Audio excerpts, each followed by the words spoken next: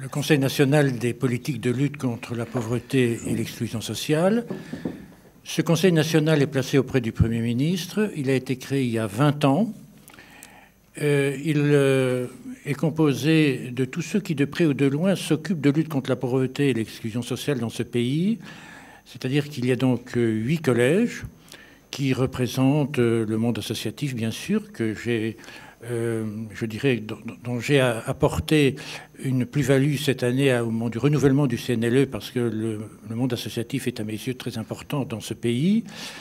Les représentants des administrations, des collectivités territoriales, des personnalités qualifiées, en fait de tous ceux qui ont un rôle à jouer en matière de lutte contre la pauvreté et l'exclusion sociale. Donc nous sommes 65. Je donnerai, je dirais, un focus particulier sur le 8e collège, dont vous avez peut-être entendu parler ce matin. En 2010, lorsque j'ai été nommé pour la première fois par le Premier ministre de l'époque à la présidence du Conseil national, Roselyne Bachelot, qui était le ministre des Affaires sociales de l'époque, m'avait dit « J'aimerais bien que tu étudies la possibilité de faire participer les accueillis, les personnes en situation de précarité, au 8e collège, à vos débats ». C'était une première en quelque sorte, et j'entendais tout à l'heure quelqu'un qui disait que les pouvoirs publics ne s'occupaient pas tellement, je dirais, de la parole des accueillis, mais là, en l'occurrence, j'ai eu une commande publique, une commande gouvernementale pour faire participer les accueillis au débat les concernant. Donc nous avons eu, j'ai mis un groupe de travail pendant un an qui m'a fait des propositions, et donc nous avons créé à titre officieux et à titre expérimental en juillet 2012 ce fameux 8e collège qui représentait à l'époque, comme aujourd'hui d'ailleurs, mais avec une configuration dans sa nomination et dans sa définition un peu différente à la suite de l'expérimentation, 8 personnes en situation de précarité et de pauvreté. J'entendais tout à l'heure, et ça m'a fait plaisir, quelqu'un qui disait que si on ne s'occupe pas des plus pauvres, des plus exclus, à la limite, on travaille contre eux. C'est vrai, nous sommes partis de la fameuse parole de Mandela. Tout ce que vous faites pour moi, si vous le faites sans moi, vous le faites contre moi. Donc ça a été notre fil conducteur, en quelque sorte, pour créer ce 8e collège, qui a été officialisé par décret du 19 décembre dernier par le Premier ministre Jean-Marc Ayrault, puisqu'au bout de ces 18 mois, cette expérimentation a été très positive, très enrichissante pour tout le monde. Le CNLE a un mandat de 3 ans, son président également, j'ai été renouvelé, et nous venons de terminer, fin mars, le renouvellement des 8 autres collèges. Et donc nous avons eu déjà 2 premières réunions, dont une réunion d'installation par Marisol Touraine et Ségolène Neuville, qui sont les 2 ministres dont on dépend plus directement, même si nous sommes rattachés au Premier ministre. Nous avons 2 responsabilités, 2 fonctions en quelque sorte. Nous sommes amenés bien sûr à être saisis par les autorités publiques, le gouvernement, éventuellement le Parlement, pourquoi pas, mais en général c'est le gouvernement, qui nous passe commande en quelque sorte d'un certain nombre de travaux. Le plus emblématique, puisque nous l'avons vécu au moment de l'arrivée du nouveau gouvernement en 2012, la commande était de participer à la préparation de la fameuse conférence nationale de lutte contre la pauvreté et pour l'inclusion sociale, qui a eu lieu, comme vous le savez, fin décembre 2013. Donc il y avait 7 thématiques. Et le Premier ministre m'avait envoyé une lettre de commande, en quelque sorte, de mission, en me disant « Je veux que dans chacun de ces 7 groupes de travail, il y ait au moins 6 membres du CNLE, dont impérativement 2 membres du 8e collège. » C'est-à-dire que le 8e collège, avant même qu'il ait été reconnu officiellement par décret, était déjà intégré en quelque sorte dans le regard que pouvait apporter le gouvernement et les pouvoirs publics sur la participation des accueillis et des personnes en situation de précarité. Ensuite, toujours le CNLE, dont les membres du 8e collège ont participé aux ateliers du mois de décembre, qui s'est conclu par ce fameux plan quinquennal de lutte contre la pauvreté et l'exclusion sociale, qui a été annoncé en janvier 2013 par le Premier ministre. Donc, vous voyez, ça, c'était ce que j'appellerais la commande gouvernementale.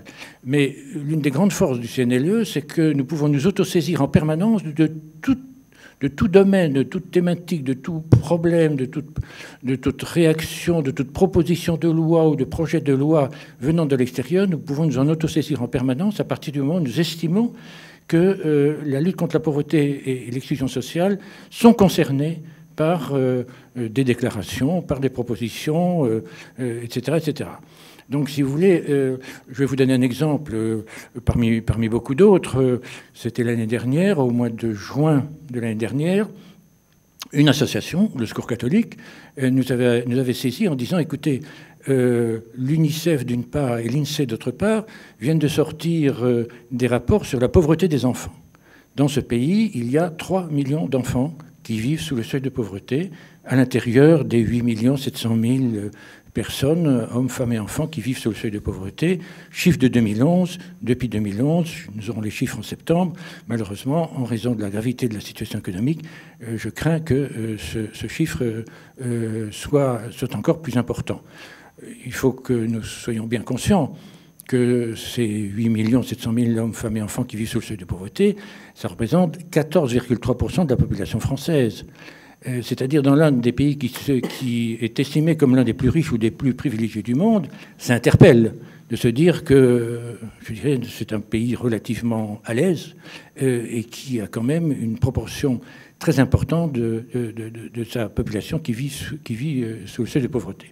Donc voilà, si vous voulez, on pourra éventuellement en parler au travers de vos questions tout à l'heure, ce qu'est le CNLE. Je les réunis une fois par mois. La prochaine réunion a lieu le 19 juin prochain. Et je vais vous donner les thèmes d'ailleurs de l'objet de cette réunion. C'est d'abord, j'ai demandé au directeur général de l'OFPRA, l'Office français des réfugiés et des apatrides, de venir nous présenter le rapport annuel de l'OFPRA qui est sorti au mois d'avril. C'est la première fois que nous auditionnons l'un des responsables importants du traitement du droit d'asile. Et puis ensuite, nous aurons l'audition de M. Vognard, qui est un sénateur, qui a fait un rapport sur comment lutter contre la pauvreté. Puis nous terminerons la séance par la reconduction de la convention qui nous lie avec Emmaüs. Donc vous voyez, c'est très éclectique, c'est très réactif. Et en fonction d'ailleurs de l'actualité, nous sommes en permanence éventuellement amenés à modifier notre programme.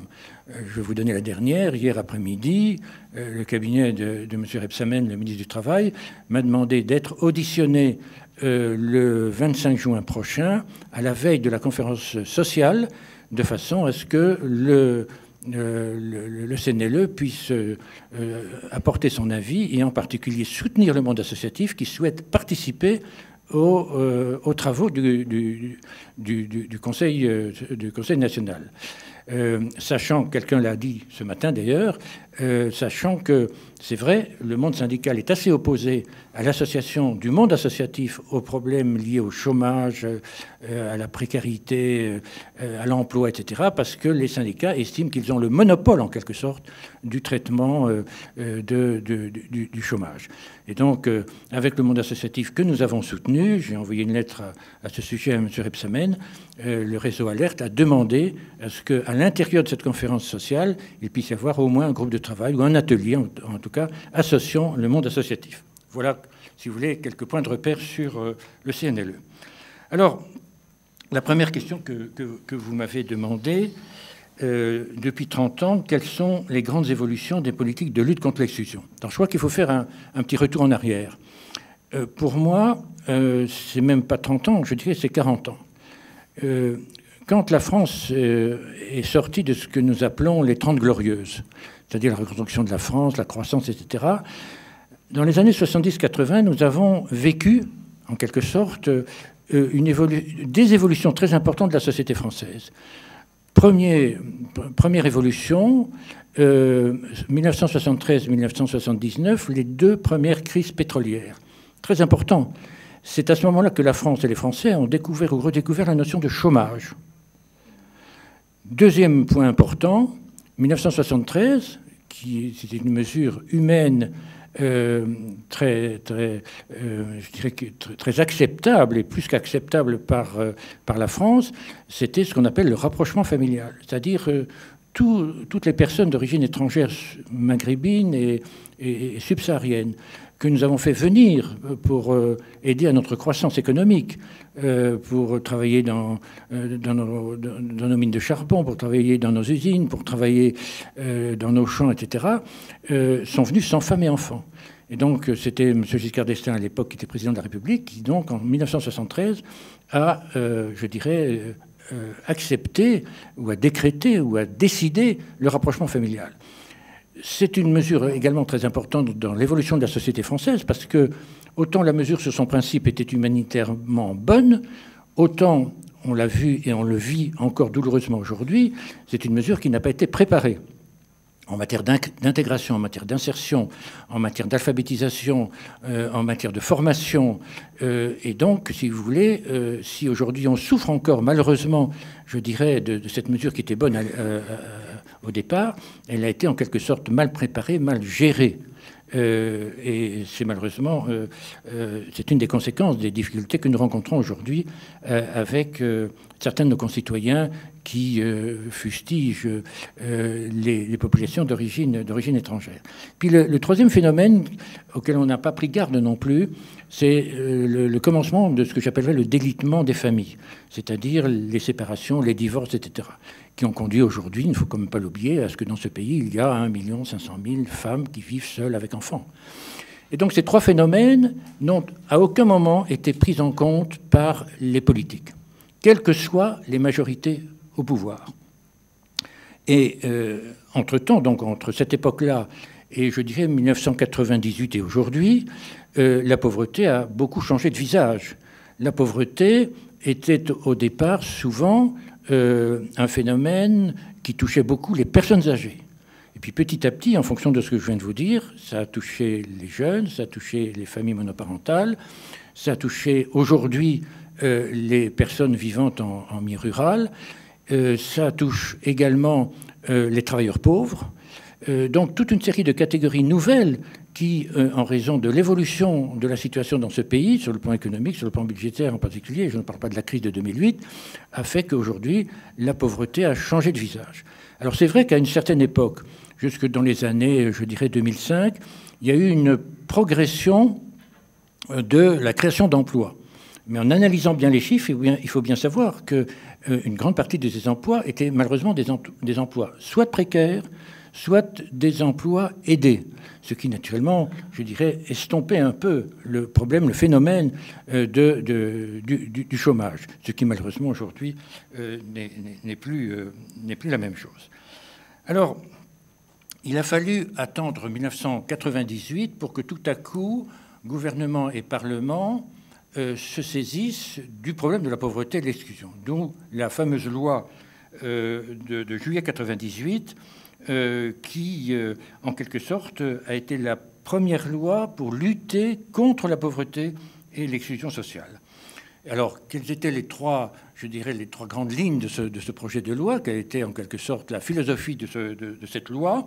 On passe de la prise en compte de la pauvreté monétaire, qui était en général, je dirais, le critère que nous utilisions tous, vers la prise en compte de l'exclusion, qui est un phénomène beaucoup plus sociologique, beaucoup plus complexe, beaucoup plus difficile à prendre en compte. Le deuxième principe, c'était qu'on a tenté de privilégier, je dis bien on a tenté de privilégier la prévention et l'insertion par rapport à l'assistance et à l'urgence. Et puis le troisième principe, c'était on passe de la mise en place de dispositifs spécifiques à la promotion et à l'accès aux droits de tous et pour tous. Et donc cette politique est devenue en particulier, c'était sa conséquence, multidimensionnelle et interministérielle. C'est très important, l'interministériel. Lorsque nous avons participé à la conférence nationale de lutte contre la pauvreté et l'exclusion sociale, autour du Premier ministre, il y avait 11 ministres, c'est-à-dire 11 ministres qui, de près ou de loin, s'occupaient de lutter contre la pauvreté et l'exclusion sociale. Et donc aujourd'hui, c'est un des plus comme avant le ministre des Affaires sociales qui était pointé du doigt, mais c'est une grande partie de l'ensemble du gouvernement qui aujourd'hui est en charge, chacun dans son domaine respectif, de la lutte contre la pauvreté. Et le deuxième, je dirais, le deuxième élément fort de la lutte contre la pauvreté, c'est, je dirais, son extension sur le plan européen. C'est le traité d'Amsterdam qui a eu lieu un an après et qui, en quelque sorte, a pour la première fois impliqué les politiques de lutte contre la pauvreté dans tous les pays de l'Union européenne de l'époque, qui sont aujourd'hui, comme vous le savez, 28. En d'autres termes, chaque année, chacun des 28 gouvernements doit envoyer à la Commission de Bruxelles, à la fin du mois d'avril, ce qui s'est fait récemment, l'état de la pauvreté dans le pays. Qu'est-ce que vous avez fait en 2013 ? Qu'est-ce que vous comptez faire en 2014 ? Avec chaque année une actualisation, en quelque sorte, de la pauvreté, de la lutte et des mesures que vous prenez pour lutter contre la pauvreté. Donc voilà, si vous voulez, sur le plan, je dirais, législatif interne et européen, cette prise de conscience. Comme vous le voyez, une prise de conscience très tardive. Je dirais qu'il n'y a eu aucune, je ne parle que de la France, là, il n'y a eu aucune, je dirais, vision d'avenir. On ne s'est pas projeté, on n'a pas pris en compte l'évolution des réalités sociologiques de ce pays. Et donc c'est une des raisons pour lesquelles aujourd'hui on se retrouve avec 30 ou 40 ans de retard en ce qui concerne, je ne parle que de la lutte contre la pauvreté, je ne parle même pas des problèmes de compétitivité de l'entreprise. Le deuxième point que vous m'avez demandé de traiter, la deuxième question en tout cas, comment l'opinion publique comprend-elle l'engagement de l'État, insistana, inefficacité, insuffisance, etc.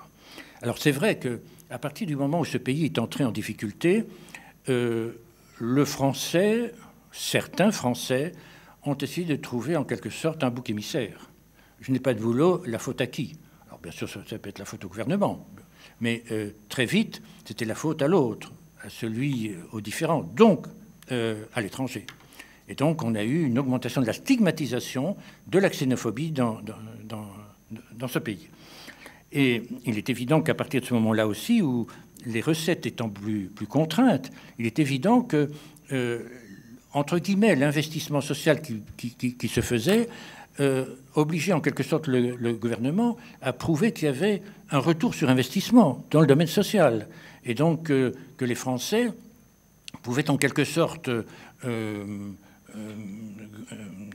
comprendre qu'un investissement social n'était pas un investissement négatif, que c'était de l'argent jeté par la fenêtre, etc., que c'était un investissement positif, pas seulement sur le plan humain, bien entendu, mais également sur le plan économique. Donc on est passé de la notion, en quelque sorte, de l'investissement social qui était considéré comme une aide aux personnes, sans se rendre compte que cette aide aux personnes non seulement les aidait, mais en plus, sur le plan de la consommation, sur le plan du pouvoir d'achat, etc., avait forcément des retours d'investissement indispensables.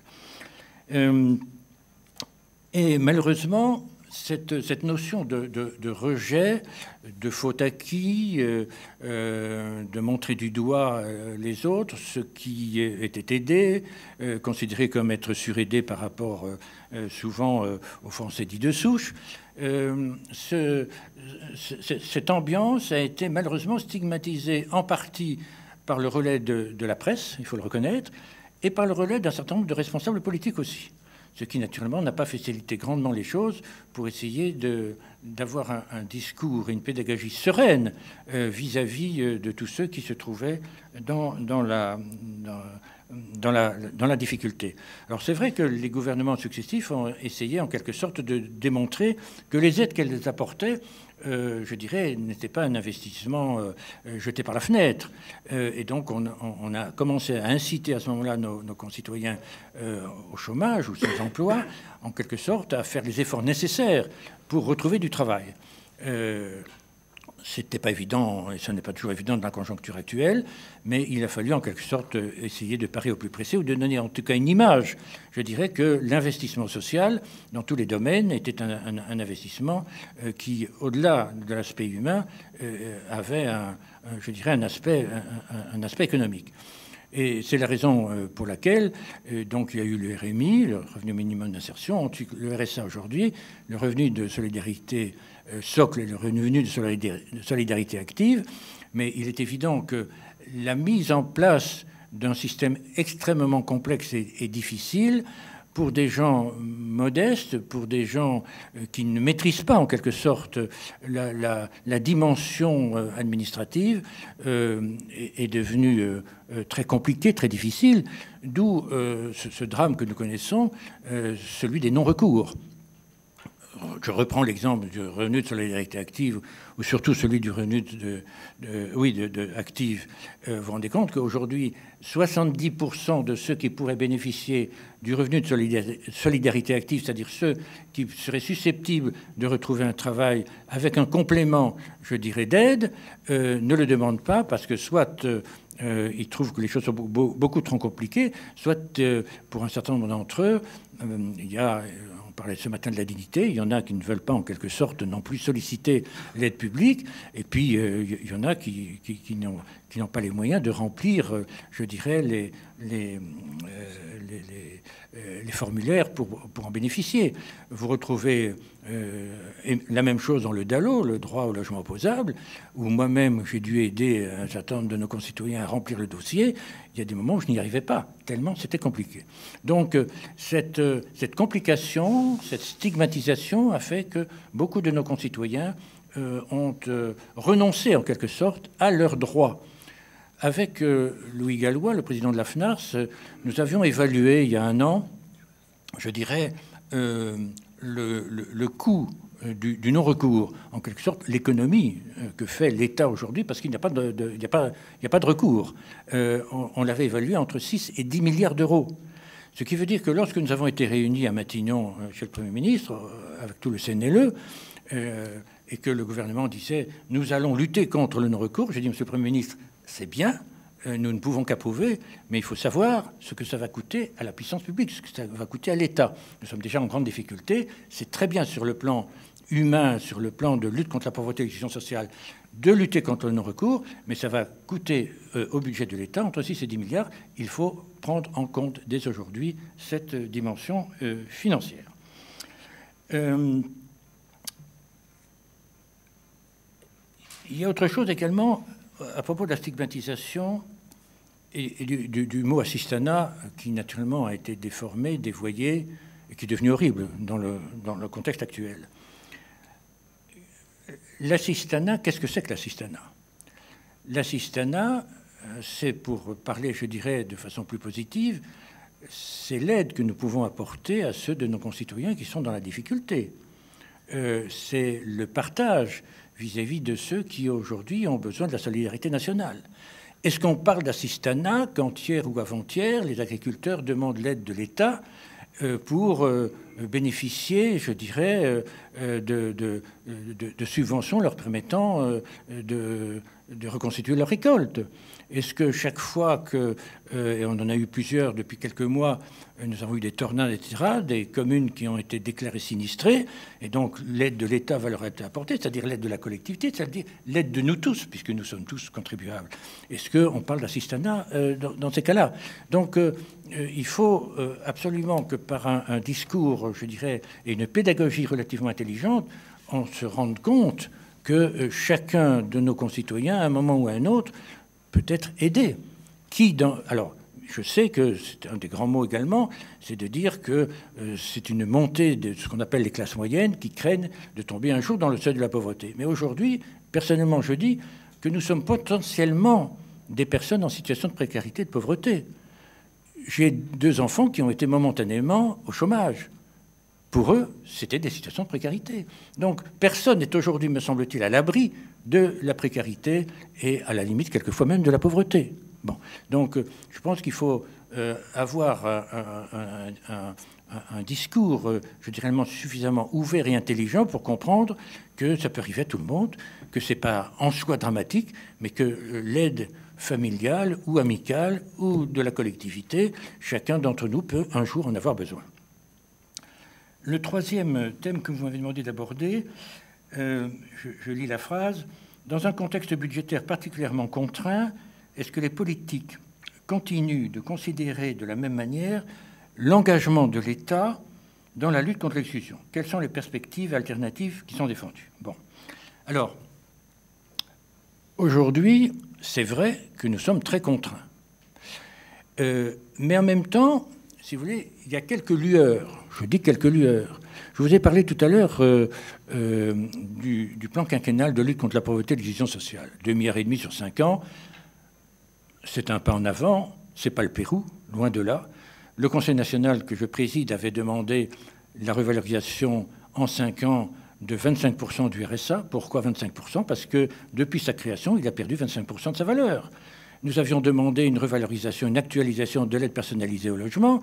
Nous ne l'avons pas obtenue. Nous avions demandé une revalorisation des seuils permettant la couverture sociale médicale pour ceux qui n'ont plus d'assurance sociale, d'assurance maladie. Bon, nous avons obtenu une revalorisation, mais nous sommes toujours sous le seuil de pauvreté. Et il faut savoir, je prends l'exemple de l'aide personnalisée au logement. Il faut dire qu'aujourd'hui, il ne faut jamais oublier que beaucoup de nos concitoyens ont du mal à payer leur loyer et leurs charges locatives. Ce qui veut dire que si, pour les familles en particulier, l'APL avait été revalorisée convenablement, vraisemblablement, certaines ne seraient pas tombées sous le seuil de pauvreté et d'autres ne seraient pas à la limite du seuil de pauvreté. Donc, si vous voulez, tout ça fait qu'aujourd'hui, je comprends parfaitement les contraintes budgétaires, contraintes économiques de l'État, mais je dirais, toutes ces mesures sont des mesures, je dirais, de survie, mais qui ne permettent pas de passer, je dirais, d'un stade à un autre. Je vous parlais des 8 700 000 personnes qui vivent sous le seuil de pauvreté aujourd'hui, c'est-à-dire avec moins de 950 € par mois, par personne. Il faut savoir quand même que la moitié d'entre elles, de ces personnes, vivent avec moins de 600 € par mois. Donc il faut être bien conscient, en quelque sorte, qu'on est loin de pouvoir sortir ce pays, en tout cas partiellement, de la pauvreté. Donc, le mérite, à ma connaissance, je n'en avais pas eu avant, c'est ce plan quinquennal. Je ne vous cache pas qu'il a failli être remis en cause au moment des 50 milliards d'économies. Bon. Et donc, que ce soit le réseau Alerte, que ce soit Louis Gallois et moi-même, nous sommes intervenus très fermement auprès du président de la République et du Premier ministre pour sanctuariser au moins les 2,5 milliards de lutte contre la pauvreté et l'inclusion sociale. En quelque sorte, nous ne voulions pas que la pauvreté fasse les frais des économies de 50 milliards. Nous avons eu chaud, nous avons eu peur, mais nous y sommes arrivés. Y a-t-il une solution alternative? À l'heure actuelle, non. Il faut être démagogique. Si déjà on peut sauver l'application de ce plan, si l'amélioration de la conjoncture permet d'aller au-delà de ce plan, on le demandera, avec Louis Chérec, qui a été nommé par le gouvernement pour suivre l'application année après année de l'application du plan. On fera entendre notre voix le moment venu. Mais aujourd'hui, il est évident que nous n'en avons malheureusement pas les moyens.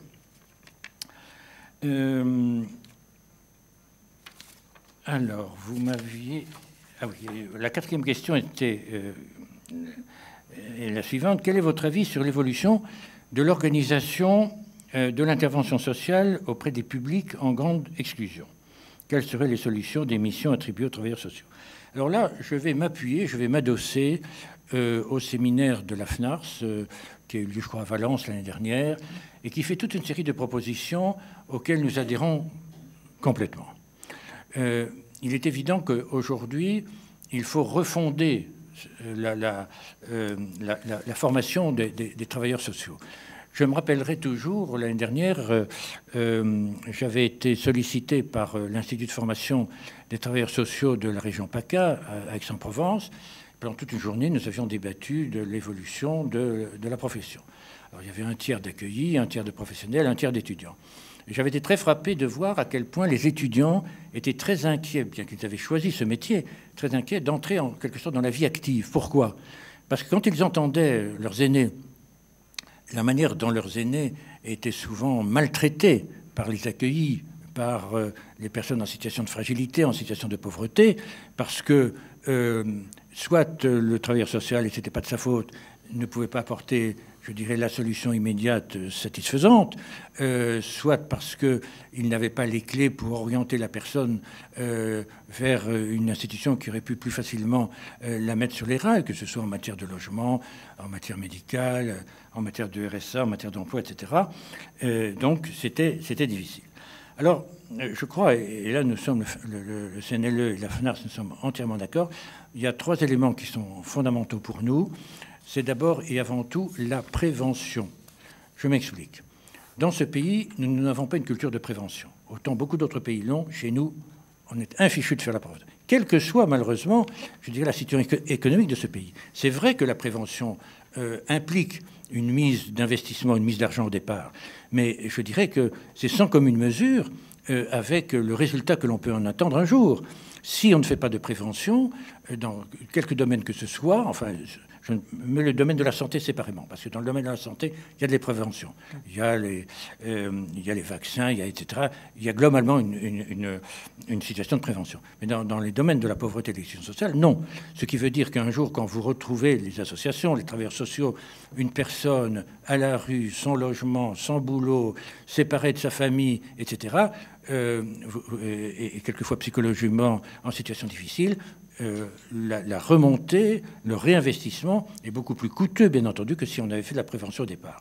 Mais naturellement, tout le monde, en tout cas ceux qui prennent les décisions, souhaitent dès le départ que l'on puisse leur dire, ben, si on met 100, est-ce que je vais retrouver 200 à l'arrivée? Bon. Et si je ne mets pas 100, est-ce que vous êtes sûr que je vais devoir dépenser 200 à l'arrivée? Donc ça, c'est un énorme problème d'un pays qui n'a jamais su ce que c'était que prévention, même, je dirais, lorsque les conjonctures étaient bonnes.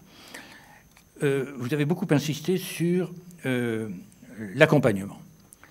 L'accompagnement est aujourd'hui incontournable, indispensable. D'ailleurs, c'est dans le cadre de la formation des travailleurs sociaux, je dis que l'accompagnement est le socle aussi bien de la prévention que du curatif. Malheureusement, la plupart du temps, on fait du curatif, mais quelquefois, on peut peut-être également prendre les choses en amont et à la source et faire de la prévention. Et ça, c'est fondamental.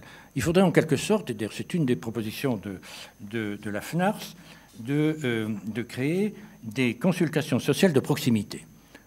Ce serait l'idéal, en quelque sorte, des espèces de cabinets médico-sociaux avec un ou plusieurs généralistes et un ou plusieurs spécialistes.